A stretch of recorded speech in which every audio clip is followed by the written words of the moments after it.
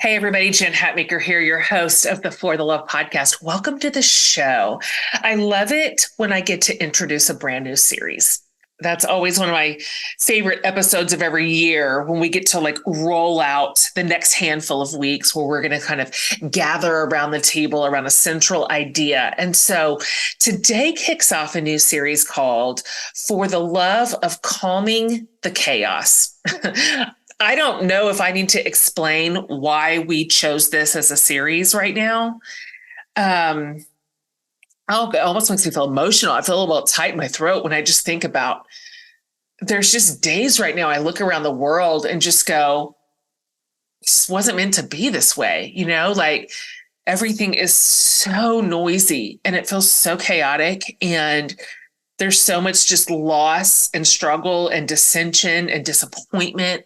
And to some degree, that's just how it's always been, right? Like every generation has had this experience. It's not like we're the first generation to live in a chaotic world. It just feels acute right now. And so we over here at the show, we're like, what if we built a series around this idea of bringing calm to the chaos in a lot of different ways? It's going to have a lot of different facets. But what would it look like to peel this down? And is it possible? Is it possible to experience something close to calmness or peace in the midst of what is undeniably chaotic for every one of us? And so that's what this series looks like. I'm so, I feel like we've expertly chosen our first episode, our first guest for this series to introduce the series. I mean, I never took a breath during this episode. I was just so connected and listening and identifying and feeling inspired and feeling something gentle, like move through my heart and mind over the course of this entire conversation. So I know that you know what it feels like to make all the plans in the world and even work your little fingers to the bone, fall asleep at your laptop, have these big, huge dreams. And then even then they don't add up, right? Or it's like a series of disappointments and losses, and it's painful, and you've tried and you've planned and you organized, and then even still, it can all unravel and fall short. And for someone like me, and my guest today, it's even harder when you've been used to self-medicating through validation and excellence and getting gold stars. I mean, I understand that. I'm an Enneagram 3, and I had this shiny life. Well, it wasn't as shiny, of course, behind closed doors. It never is, but it was what I presented, at least. And then when that falls away and you're just left with, well, the truth of it all, what then? And so our guest today reminds us pain is often the portal to the best stuff in life. And I just unfortunately have to tell you that has been completely true for me. So you guys, I want to welcome to this brand new series our first guest today. We're talking to Alexis Jones. And let me tell you about Alexis if you don't already know her. She is an internationally recognized speaker and activist and writer. You might have read her wildly popular book called I Am That Girl. And she has just released a brand new one called Joy Hunter: Messy Faceplants, Radical Love, and the Journey That Changed Everything, which we're going to talk about. And this is you're gonna be so glad that you hit download today. Know this, guys: when Alexa speaks, people pay attention. She has been featured on a little thing called Oprah's Super Soul 100. She's been invited to speak at the White House, the UN, Harvard, Google, Facebook. As a Profiles in Power winner, she was even called one of the 5 most influential women in Texas. And since there are a lot of influential women in Texas, wink, that's no small thing. So Alexis and her husband, Brad, along with their, spoiler alert, brand new little boy named Bridger. They live in Bozeman, Montana. And fun fact, number one, Brad is a retired pro basketball player. Number two, Brad used to be in our youth group when we very first moved to Austin, Texas in the year 2000. He played high school basketball. And then we went on to watch him play in college and on to watch him play in pro. I have known him for over 20 years. And he is an absolute delight in his own right. And I tell Alexis this right out of the gate, but I remember seeing Brad at a UT basketball game so long ago. And he was like, you got to meet my wife. Like, you really have to. She is special and you are kindred. And he was not wrong. You guys are going to love Alexis. Remember, if you like to watch interviews, go over to YouTube channel because you'll get to see her and like watch us talk, which is, I don't know, that's how I experience all the podcasts. So that's my favorite way, of course, is to see my guests tell their stories. But otherwise, please enjoy this conversation. I know that you're going to. It's captivating. It is refreshing. It's relatable. And it's super hopeful. Talk about inserting an injection of calm into the chaos. I'm delighted to bring my conversation with the just wonderful, the beautiful, the absolutely dynamite Alexis Jones. Alexis, first of all, I'm so happy that you're here. Second of all, I'm so happy to see you again. You and I met at a Texas basketball game 100 years ago. Like, probably, can I say 10 years ago? Does that feel right? Yeah. We'll say that. We'll stick with the low number of 10. So Brad, your husband, was in our youth group. Like, this was just, I can't, like, every one of us was a baby, including myself. I laugh so hard to think back at my like early youth ministry days because we were the adults in the room. But when I moved to Austin and met Brad, I was 25. So a baby. He was my peer. Yeah. I was not his superior. So anyway, I remember one time being with Brad at a basketball game before I met you, and he was like, you just have to meet my wife. You just have to. Like, there's just no way that you guys should not know each other. And this was ages ago. And here, I'm just so happy to see you. I love that. I love that connection. And I remember him like raving about you. And I think sometimes we underestimate the impact that we have on people's lives, whether it's like a short amount or a long time. And he always talks about you with such like fondness it's just a beautiful connection. Total same. And he was right. All those years ago, I did need to meet you. And I'm so glad that I have. And I'm thrilled to have you on the show today. So I have already told my listeners just a scotch about who you are. So if you don't mind, let's just start here. Can we just do the high level? This is who you are. This is who your people are. This is where you are. This is kind of your deal. Sure. Sure. I am an author, much like yourself, and a speaker. And that was a huge part of my life. For about 15 years, I was on the road between 150 and 250 days a year. So that was a big chunk of my life, which I'm sure we'll dive into. We will. On the lack of self-care there. I'm also newly a mama to little Bridger boy. I am a wife to Bradley Buckman. And just a fierce optimist and activist. And I think that's kind of an interesting intersection to sit at. But I love hard and I give a lot of damns. So. And y'all live where? We live in Bozeman, Montana now. Both Austin natives. So that will always forever be hometown stomping ground. But we recently moved to Bozeman, Montana and just continue to be in a state of awe. It's pretty dreamy. So dreamy. And then Yellowstone, the TV show, is just like blown up our spot. So everyone's like, that's where you live. And I'm like, yes, it is. That is so true. Yeah. I have a million things that I want to talk to you about.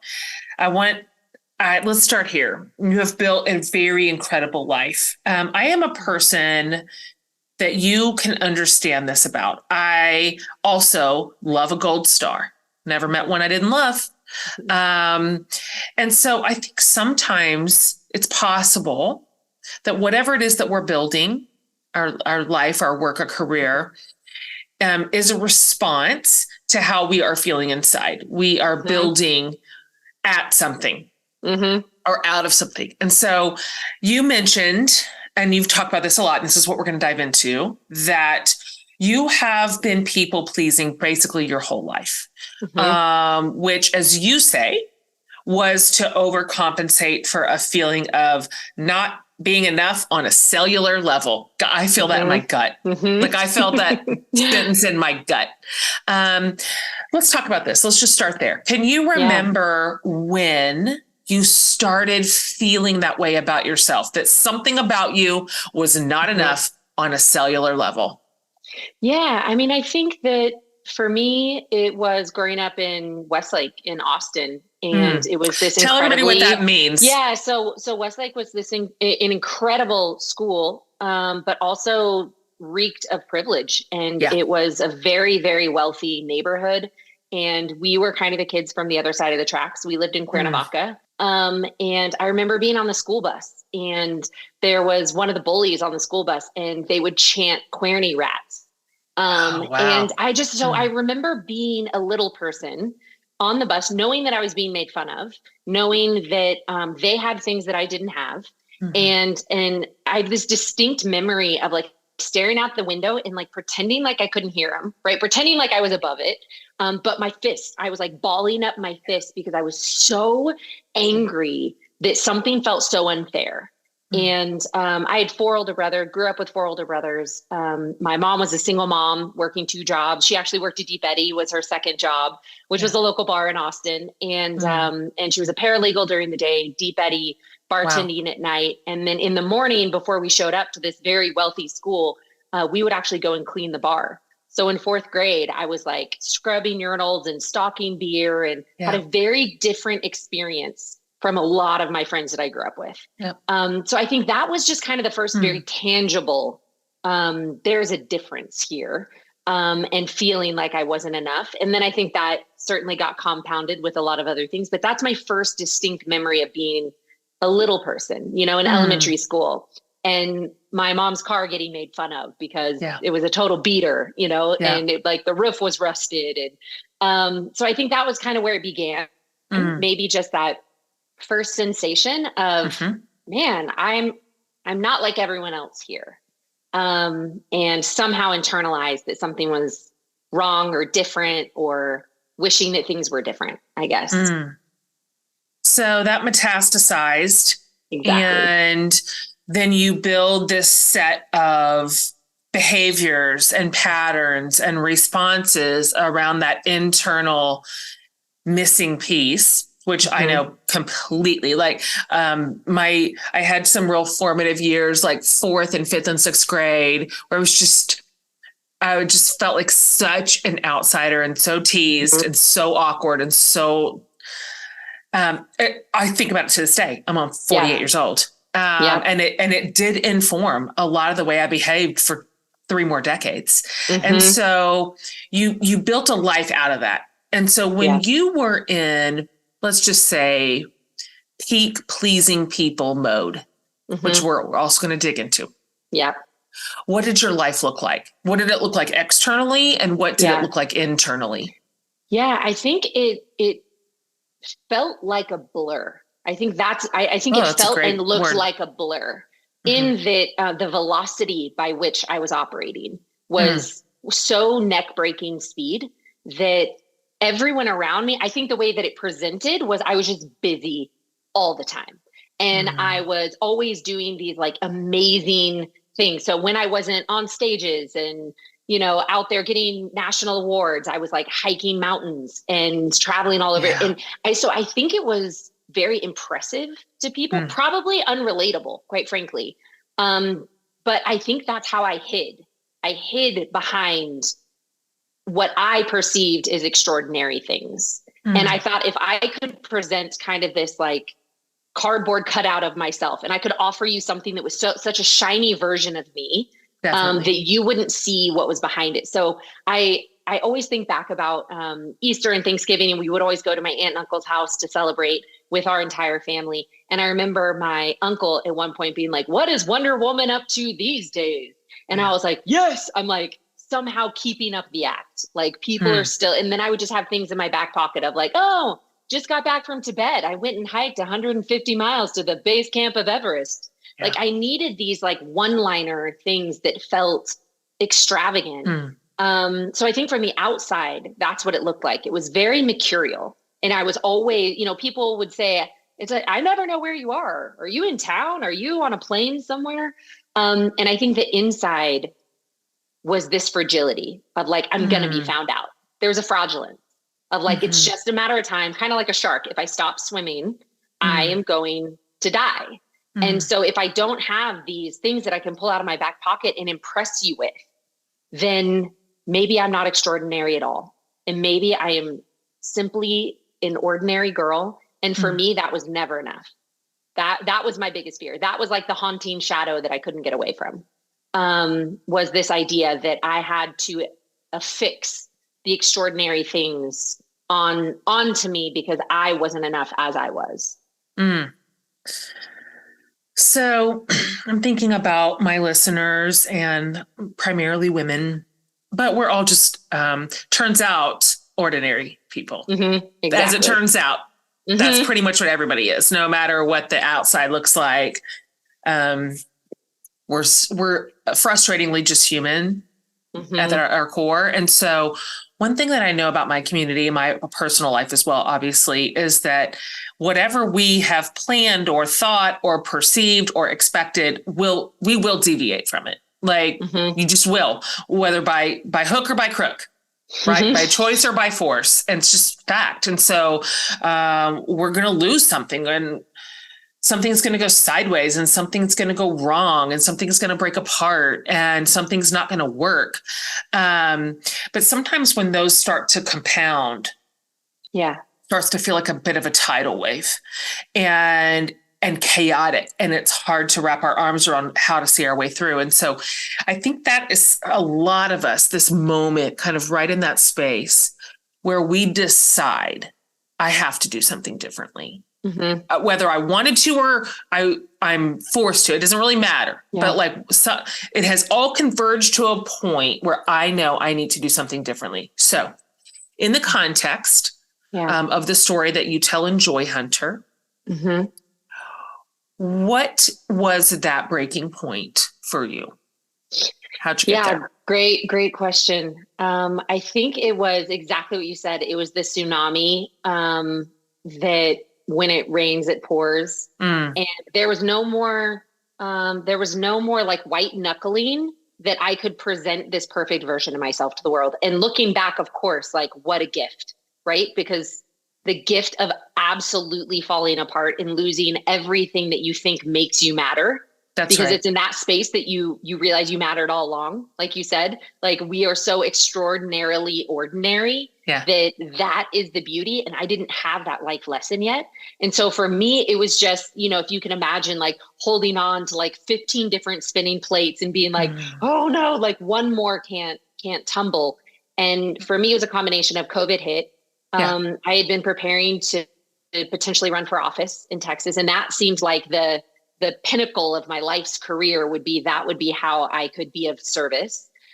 So had put together an entire team of people, and we had been doing that for several months at that point. My entire career, which as we mentioned, at that point I had 150 events on the calendar already for 2020. And 150 events in one calendar year? One calendar year. I don't even know what to say. For 2020. And growing up kind of the poor kid in a rich community, it was like, this is the year. Like, this is the year I'm going to hit that financial number. Whatever. We just have these like ridiculous, abstract ideas or goals in our head that we think when we accomplish that, then we'll allow ourselves to feel good about ourselves. So I had, I was reaching this professional mark in my life professionally, and COVID hit. So all 150 events were canceled within 2 calendar work weeks. I abruptly went on unemployment. So not only was I not hitting the financial mark that I had like imagined my entire life, but I was on unemployment. Yeah. We had been trying to get pregnant for years. We had done IVF. We finally got pregnant. We lost the baby. Yeah. And that just felt like the most crucifyingly painful. The first time I ever questioned if God exists, because I was just like, what kind of cruel God would give you something that you've been working so hard for years only to take it away? Right about a similar time, found out that my dad was not my biological father on ancestry.com because I was doing the event with Glennon Doyle and Abby Wambach. We were doing the Together tour. So Ancestry was our corporate sponsor. Oh, so we no. were just Oh, gosh. we were just doing traditional press, for the tour. And so it was just like one curveball after another. It was my career. It was my identity. It was the future of how am I ever going to be a mom? Questioning the betrayal of my body. It was just like, I had nothing left to stand on. And that was when I couldn't even, like the fractures in the foundation of my life, it was just like an atomic bomb, like blew up my entire life. Everything turned to dust. And this like perfect act that I had kept up at the expense of my health and well-being, and this people pleasing, it was just like not even possible. And so that was the combustion of just every single thing, like I said, that I'd ever thought made me matter was taken away from me, like one after another. And that was the most beautiful invitation I had ever been given to find out who I really was and to start that journey of enoughness for exactly who I am, not for anything that I do or will ever do in this lifetime. This episode is sponsored by BetterHelp. When we're facing life stuff that feels and is chaotic and messy and noisy, it's probably likely we feel a little lost or maybe a lot lost. Or what we feel like we don't really know ourselves at all anymore or what we should even be doing. I have 100% felt this way before. But here's the thing we have to remember. Getting to know yourself is a lifelong process, really, especially because we're always growing and always changing, and we're always going to have those waves of inner and outer chaos. And that is where therapy enters the chat. No matter what, therapy can help you deepen your self-awareness and understanding through all of life's moments. It did for me, for sure. And if you don't know where to turn for therapy, BetterHelp is here for you. They'll connect you with a licensed therapist who can help take you on that journey of self-discovery. BetterHelp is convenient and flexible and affordable and entirely online. All you do is fill out a brief questionnaire to get matched with a licensed therapist, and you can even switch therapists anytime for no additional charge if you need to. So discover your potential with BetterHelp. Visit BetterHelp.com/forthelove today to get 10% off your first month. That's BetterHelp, HELP.com/forthelove. Mother's Day is coming up, and sometimes we may not know exactly what to give our precious moms or mother figures in our lives that's meaningful. So I do have an idea for you, one that will last a lot longer than flowers. It's a really cool gift that's all about story. It's called Storyworth.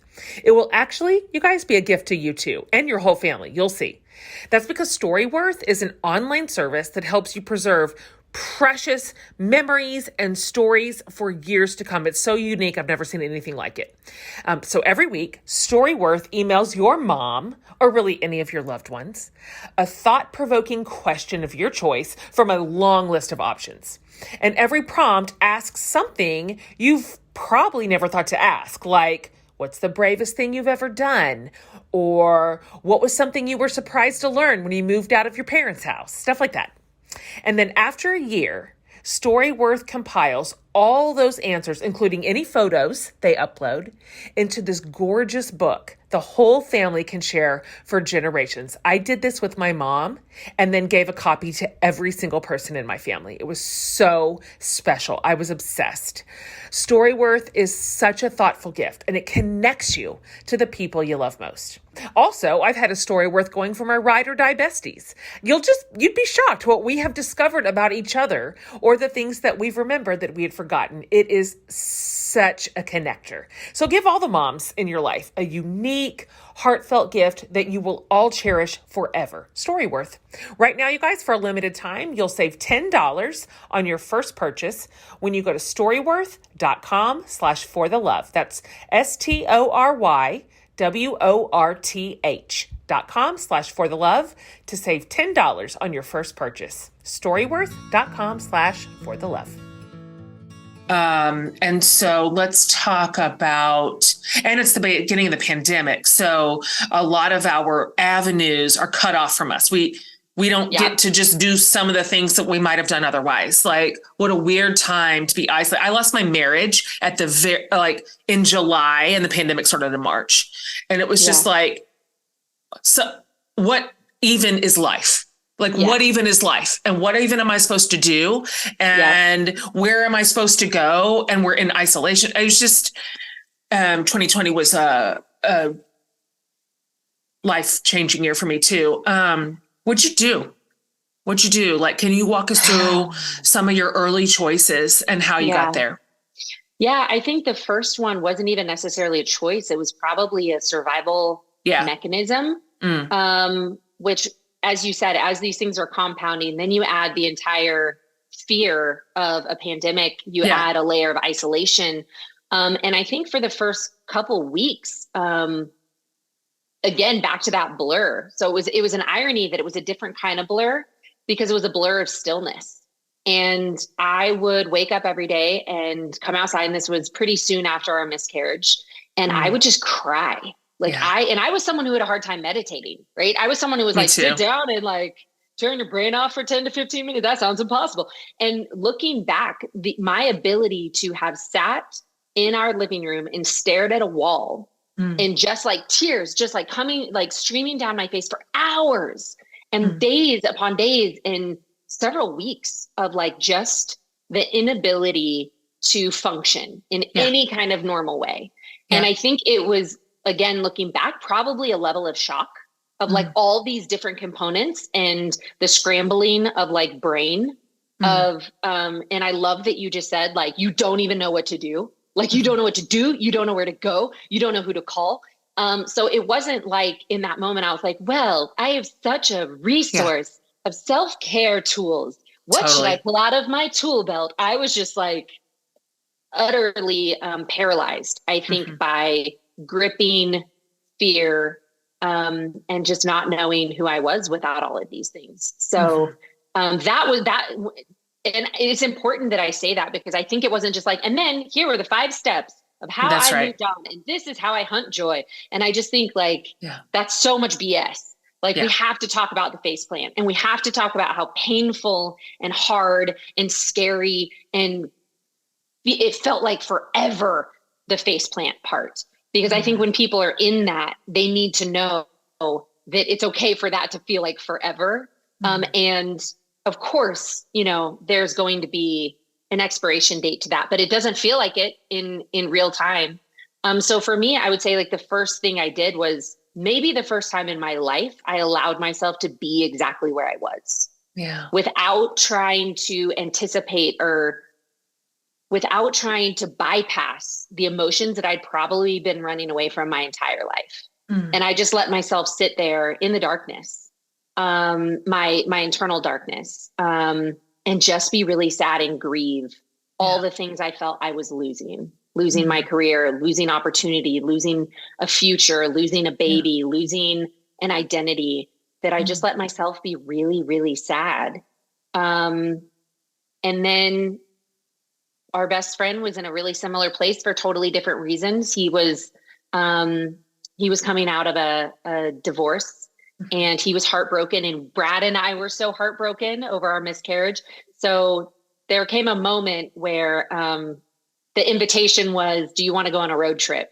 And I thought, listen, I need to go on a road trip or I'm going to start making some bad choices in life. So yes, let's rent that RV. Let's try something different.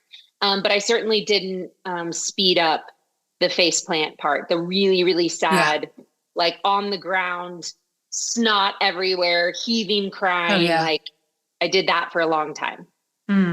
So did I. I had to learn how to do that. Much like you, I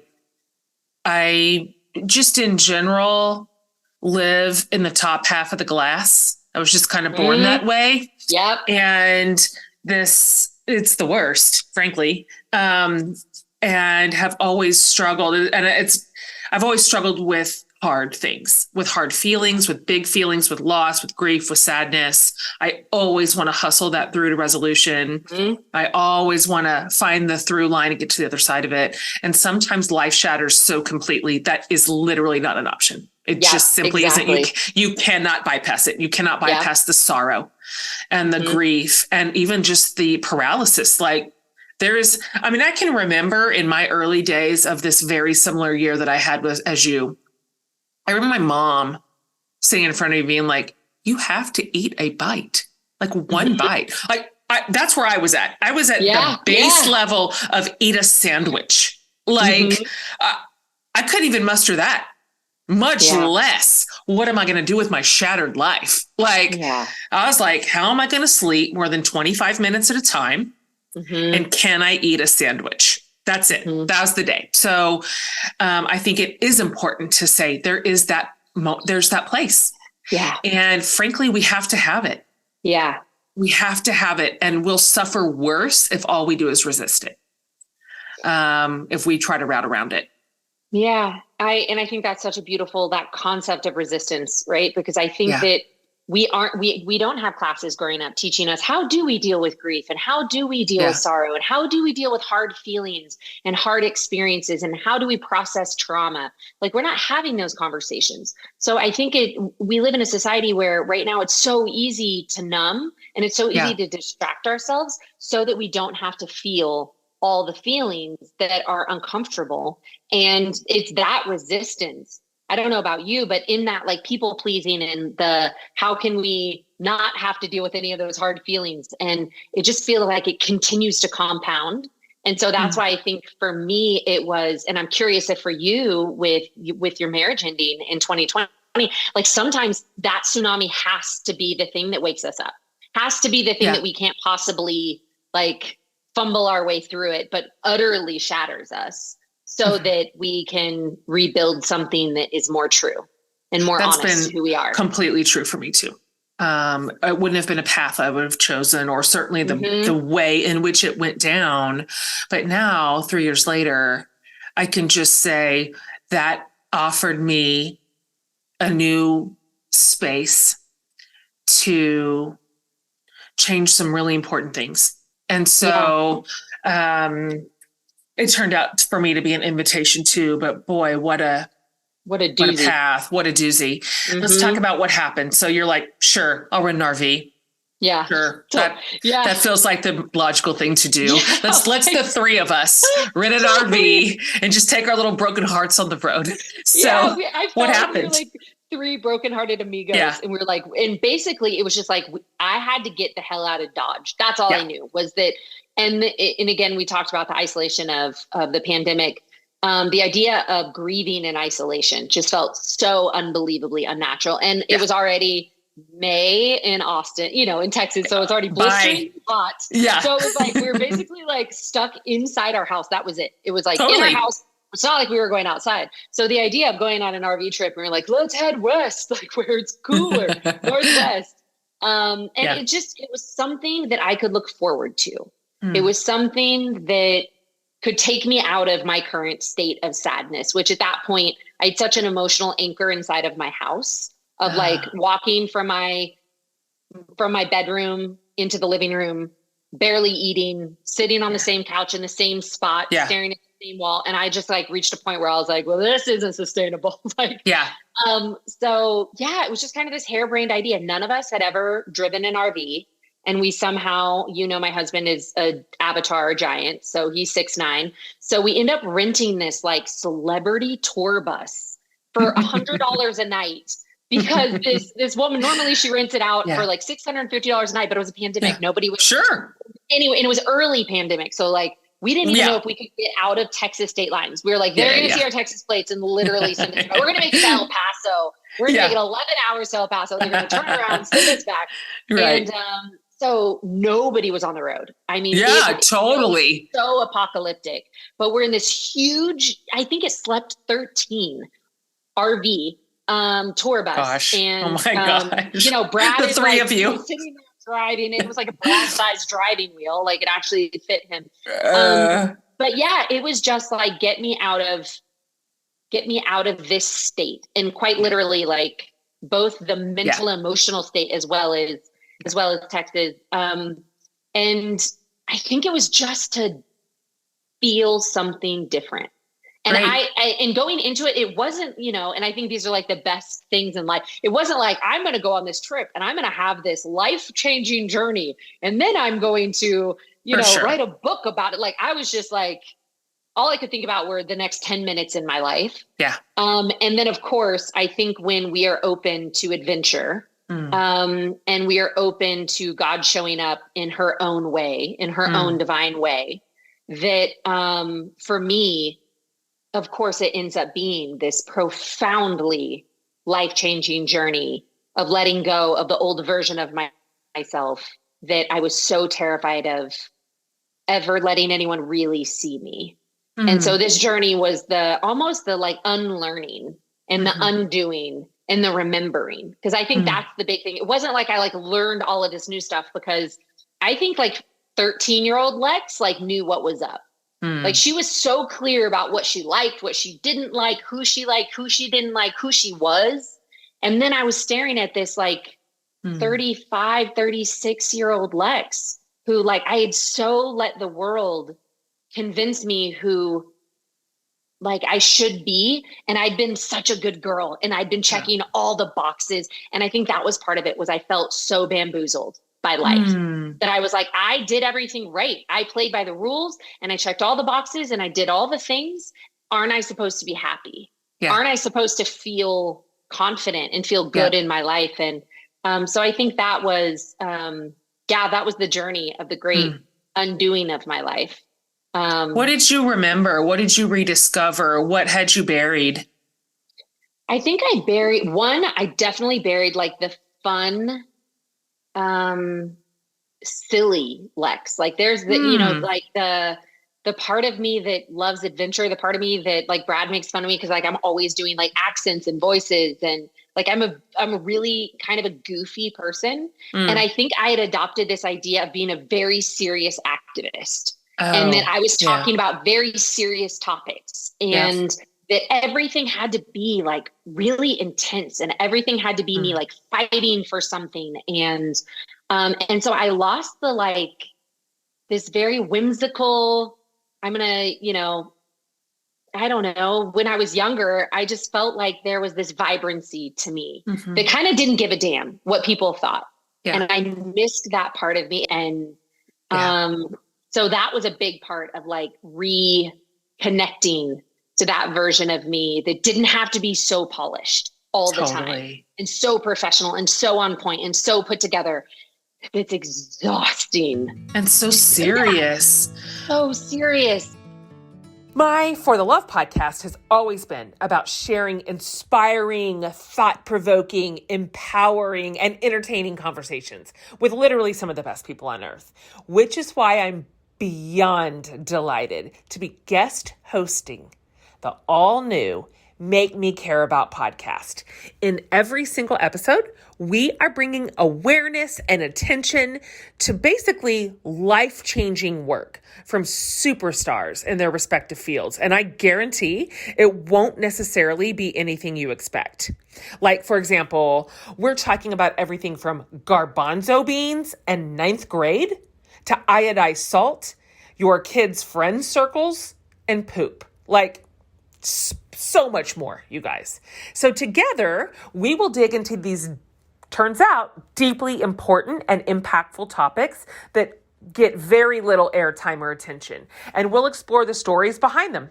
Some of the most innovative solutions that are addressing inequities and helping us all to live and grow and thrive. It is good stuff. You're going to walk away knowing more and caring more in all the best ways. You might end up feeling a bit more hopeful too, and that's what we're here for. So listen in and subscribe to Make Me Care About wherever you get your podcasts. This episode is sponsored by BetterHelp. This conversation with Alexis is pretty incredible. I cannot think of a better way to launch into our new series, For the Love of Calming the Chaos, than with her as our guest. Have you ever made all the plans in the world and then they didn't even add up or something really hard happened. Pain can actually be a portal for us, and it can be very revealing, but we often need just a little bit of help to process it.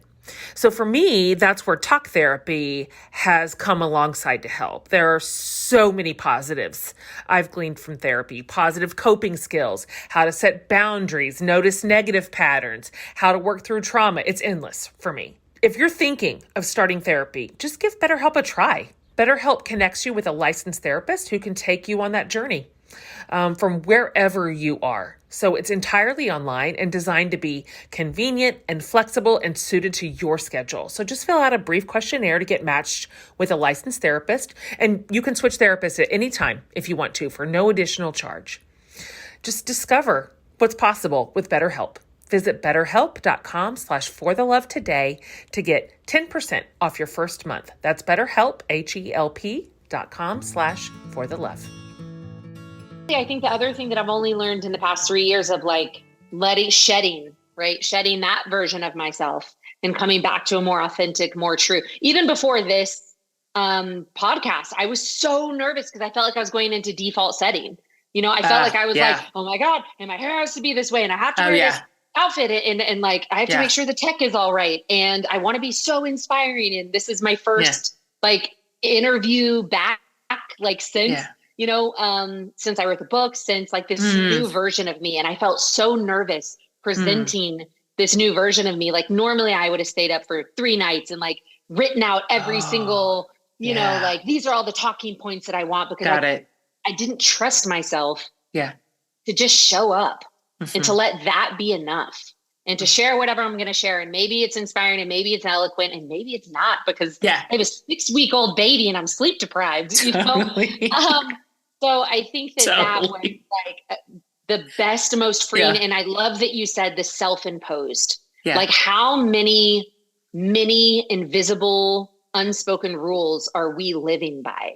And when we have the courage to really be critical about those and to say, what are my rules that I'm living by? Is it that I can only have a dessert once a week? Is it, that I can only go out of the house with makeup on? Like all these things that I feel like it gave me the opportunity to let go of all the self-imposed limitations and judgment that I had on myself.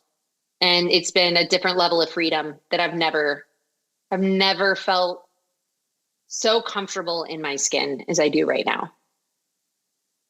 It's worth the losses to get to that place. I remember months into just the complete restructure of my whole everything, internal, external, all,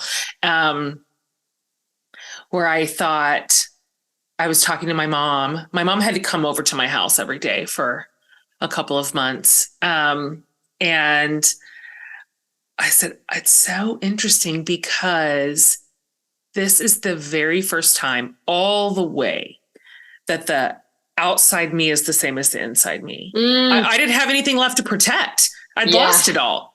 Like the gig was up. Like, amen. It was the death of a lot of things. Some things died but some other things came to life because of it. I want to hear you talk specifically about hunting for joy and what you mean by that and how that materialized, what that looks like and all that. Yeah. I think the first time that I had kind of a revelation of joy was, first off, to give context, I went to Lady Lodge youth camp in Lakey, Texas, which was this Christian sports camp growing up. And I went from the time that I was 7 until they were like, please stop applying. It's uncomfortable. You are too old to be a counselor. Go to college. From 7 to like 21, they were like, seriously, stop. Like, but when I was that age and specifically in that place, I think that joy was my default setting. I think it was so effortless as a little person to feel joy. And it was, anything from the small things to the big things. It was feeling like I was like so filled up with the God of my understanding at moments that I could just like burst into tears. It was, my camp crushes, Tanner Baker, what's up? Tanner. It was like slushies. It was like all the things for 2 weeks. It was like the best 2 weeks of my entire life. And then of course, as I started getting older and started, down the road of what I thought adulting was and this Yeah. serious career path. And so the first thing on our road trip was we were headed out to New Mexico. I had a brother who lived in Santa Fe. So that was kind of our first stop where we were headed. And I saw a sign for Billy the Kid Museum. Okay. So one of my, I grew up with 4 older brothers, but one of my brothers and I were obsessed with Billy the Kid. And so I was like, oh my God, you gotta pull over. And it was this very kind of, fight, like childlike, Yeah. and Brad's like, what? And I'm like, babe, pull over. Like, Billy the Kid. And Brad's like, what are you talking about? I was like, Young Guns, Emilio Estevez. Come on, man. Like, this was my childhood. And we pull over, and of course it was COVID. Everything was closed down, but I'm like snapping selfies outside, sending them to my brother. And he's like, oh my God, no way. And so it was just this very kind of back to that kind of feeling this vitality, feeling this like youth coming back. It was almost like she had been buried, and she was like slowly coming to the surface. And then that night in Santa Fe, we pulled up to a KOA. We pulled up to a RV park, which, Brad's like learning how to like attach. Oh God, I can imagine this. Like, he's like dry. He's like, he's like trying to, we're like, none of us have ever RV'd. So we're like learning all the things on the fly. But at one point he and Nick, they were being very sweet, and they were willing to watch this, like 1980s, 1990s, Western movie with me. Heck yeah. And so we're sitting outside, we're sitting around a fire. We just had s'mores. And there was this moment where it felt like everything slowed down. And I remember like putting my head back and looking up in New Mexico. It was just like, you could see every single star. Like the sky was just breathtaking. And I remember having the thought, when was the last time I looked at the stars? And I couldn't remember, like maybe years that I'd like walked outside on a starry night and stared up at the sky. And then I remember looking over at Brad and him like laughing along with this movie that I loved and being like, when was the last time I just like stared at my husband? Because he is, as you know, he's the most epic laugh. Like I married the man for his laugh. And I was like, when was the last time I just was like present to this amazing laugh? And meanwhile, I was in like, pretty sure my sweatpants from college had like a beanie on. I think we had made like $5 worth of canned chili that we'd heated up. Like it was just like my entire life had distilled to this like very simple existence of being on the road with like one carry-on worth of clothes.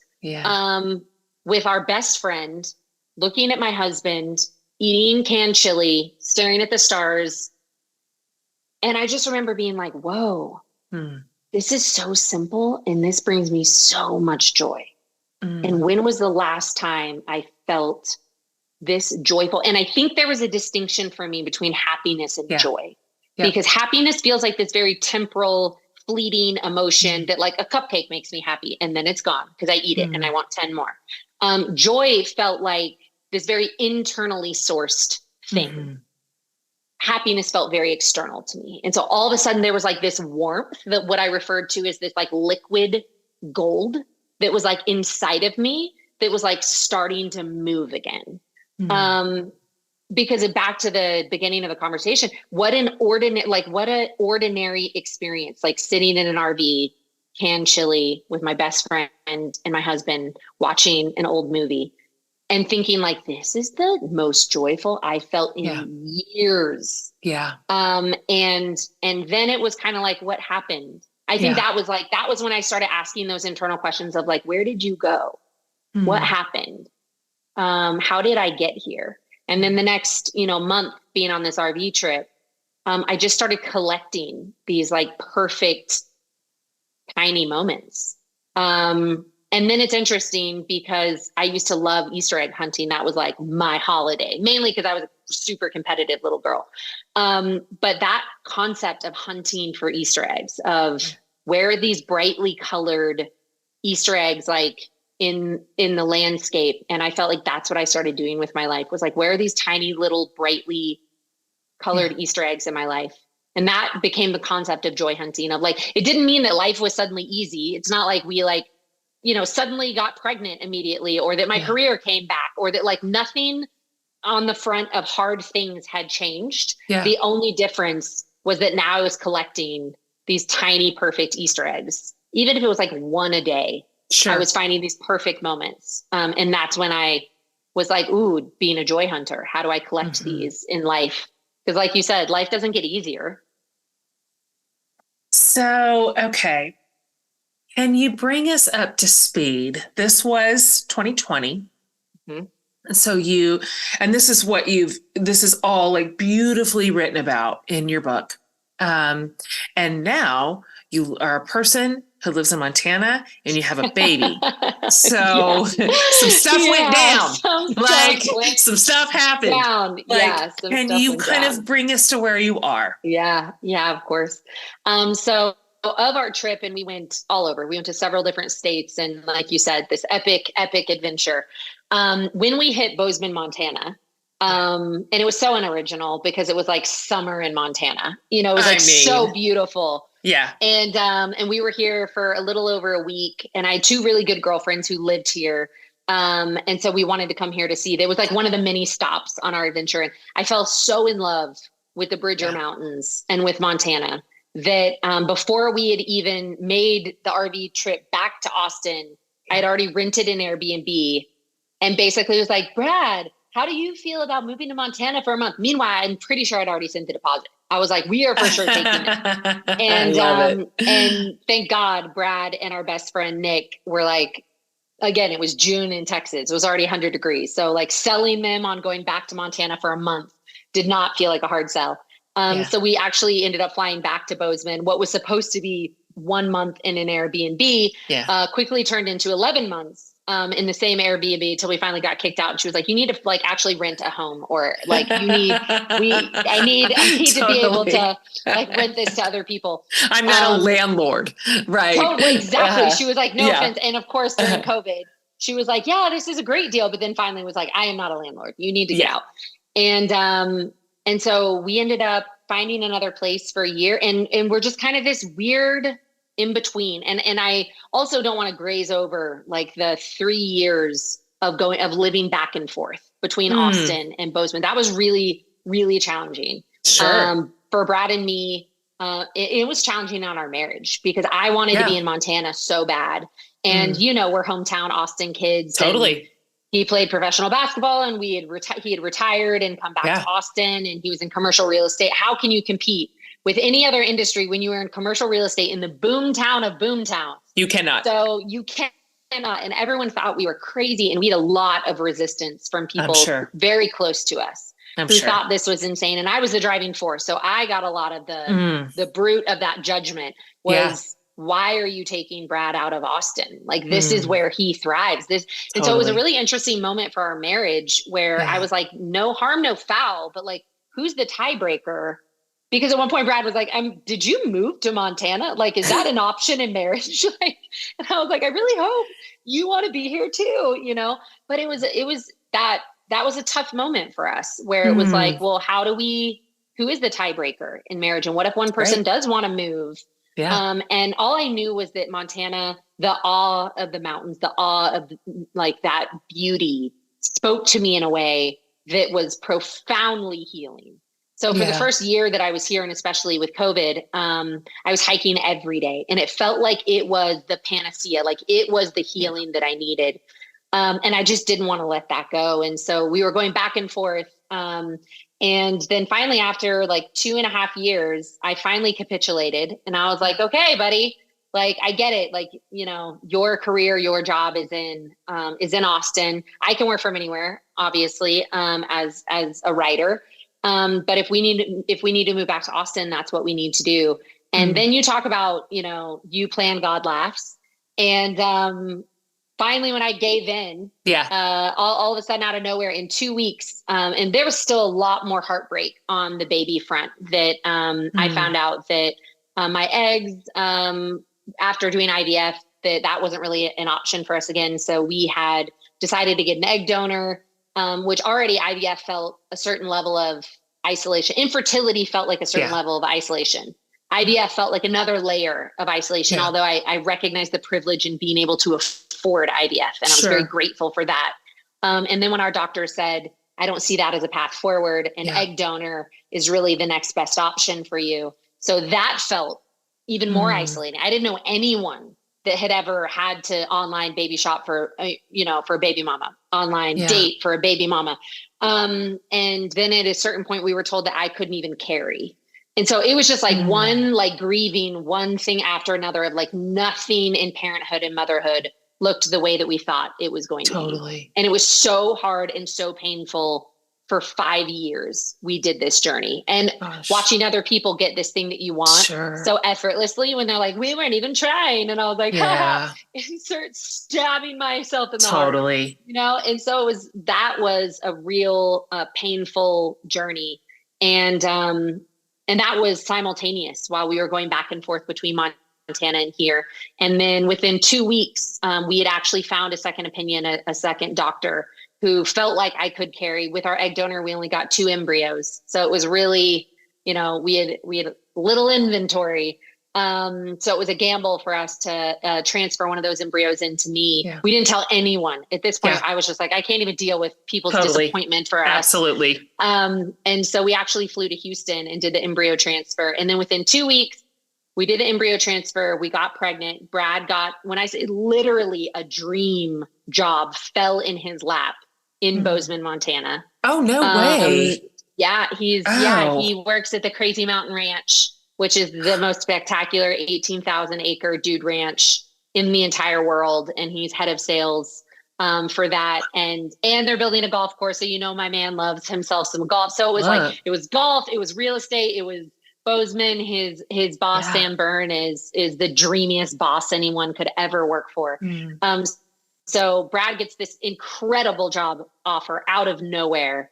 We end up putting an offer on a house here, and we end up getting pregnant all within 2 weeks. That's bananas. It was like that's bananas. 5 years of like nothing working and being in that weird in-between state, which I think is really painful when you're in the already not yet stage of life. We knew we were going to be parents somehow, whether we adopted, whether we fostered, we knew that we were committed to that. But all of that unfolded in a very, very short amount of time. We're like, damn, for, 5 years, it was so painful. And then like, boom, it felt like everything clicked into place. So now I have a 6-week-old baby, which even that didn't turn out the way I thought it was going to go. Can you talk about that just a little? Yeah. I don't know if this resonates with you or any of your listeners, but I definitely felt like, okay, cool. I've sat with a lot of hard things. Sure. I deserve a break. Like, okay, God, I deserve a break. Right. That's right. And so, we got this beautiful house that we now get to call a home. Brad got this dreamy job. I get pregnant. I was like, here we go. Okay. We're on the upswing. Things are really working out right now. Yeah. And so I get pregnant, and the pregnancy was relatively uneventful, which is what you want in a pregnancy. That's right. And at about 7 weeks until I was due, my water breaks. Yeah. And Brad had just gotten on a flight and was headed to Cabo to go on his last hurrah of a golf trip with guys. My mom was supposed to be out here closer to the time of my birth. And all of a sudden I'm like in Montana by myself. Wow. My water breaks. I'm in the hospital calling Brad, being like, you have to get back here. Not to mention, we now have a compromised situation of a premature baby. Certainly. I end up getting hospitalized for 2.5 weeks. Yeah. I'm trying to, keep him incubated a little bit longer. And then I end up having a 30-hour labor before they do an emergency C-section. And then my son is sent to the NICU for 2.5 weeks, and then eventually sent home on oxygen. And during that whole time, for those 2 months, I think that was my realization of, life doesn't necessarily get easier. Yeah. And thank God I have this entire, and part of me felt like I wrote this entire book, that was all about like joy hunting. And now it was God being like, can you really do it? Can you can you walk the talk? That's right. Because all of a sudden, as a new mom, wondering if my son was going to live, wondering if he was going to be okay. He had to be immediately intubated. He couldn't breathe right when he came out, was having a really hard time breathing, all those things. And it was even in these moments of, this is the most scared I've ever felt, the most fear I've ever felt in my entire life. These are the worst circumstances I could have ever imagined on an already unbelievably hard journey to parent, just to get to the starting line. That's right. And it really was, I think, a little bit of a test of like, can you really walk the talk? And can you really every day, as I'm living in a NICU, every day, can you find one Easter egg? None of this is how you want it to be. And there were so many moments of touch and go moments. Sure. So yes, now he is off oxygen. My husband, I actually just saw him walk past the window. He like gave me a wave. He just got his first round of vaccines and he gave me the thumbs up. He's like, you did good. And now we have this like chunky, feels chunky to us because he's over 9 pounds and huge. He was born at 5 pounds. He's huge. And of course he's 22 inches long. So they're blown away. And I mean, he's going to be a giant. That's not a shock.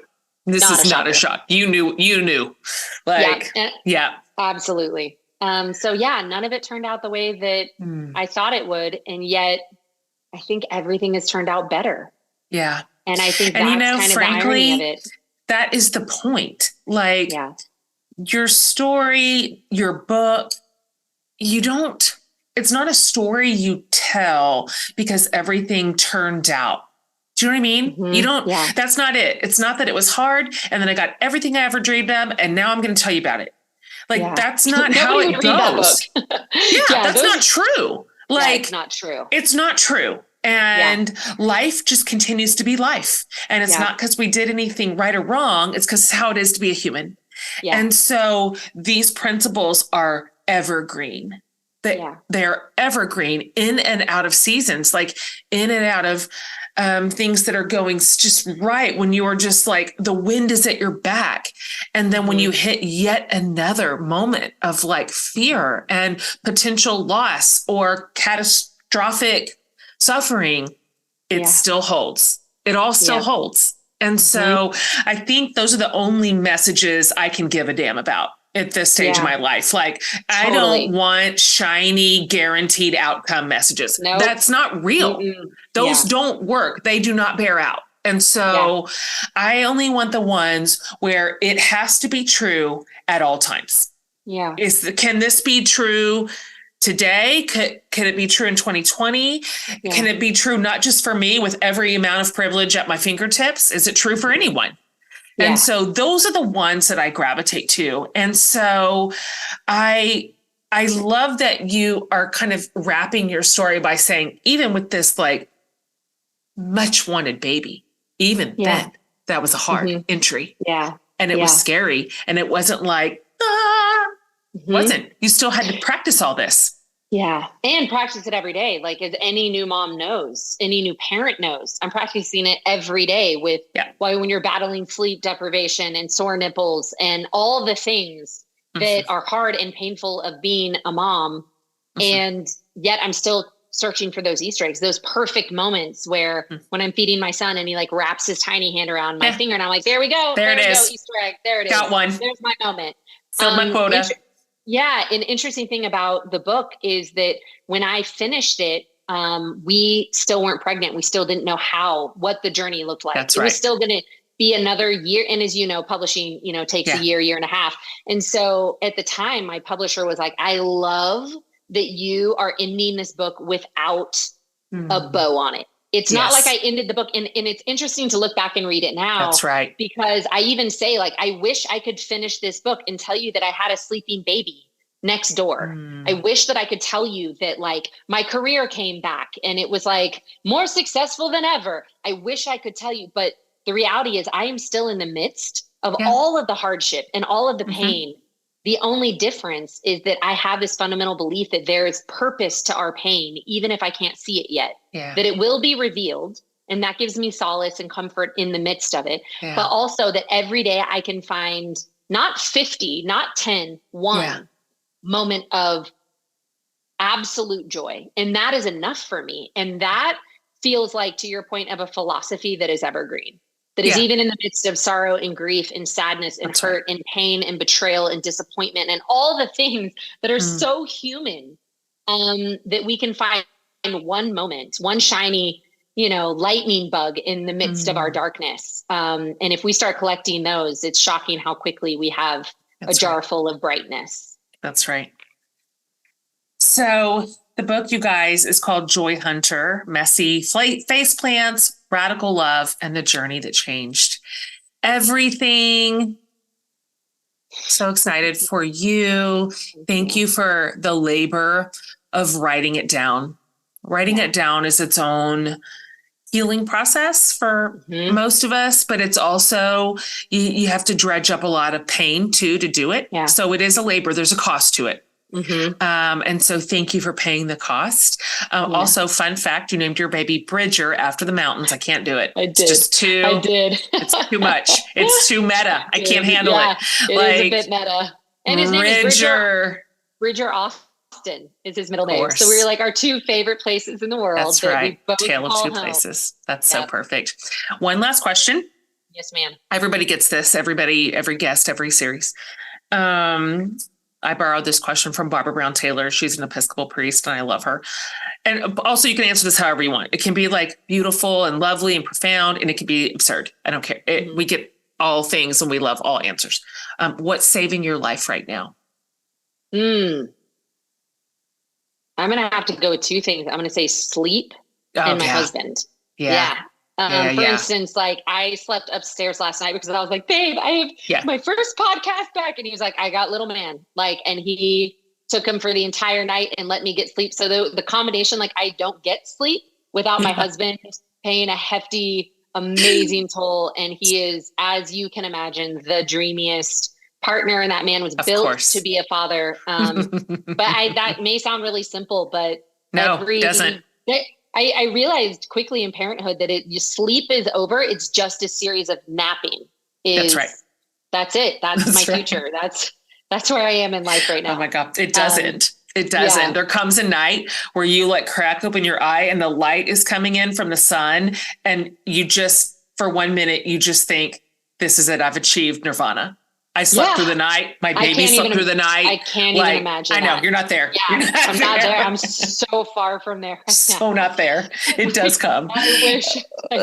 You're gonna have to text me moments. Remind me of that. Yeah, it does. It does come. I just am so proud of you, and I'm so delighted to see you. And thank you so much for jumping. I mean, you've got a hat on. You have on earrings. You did it. You did the thing.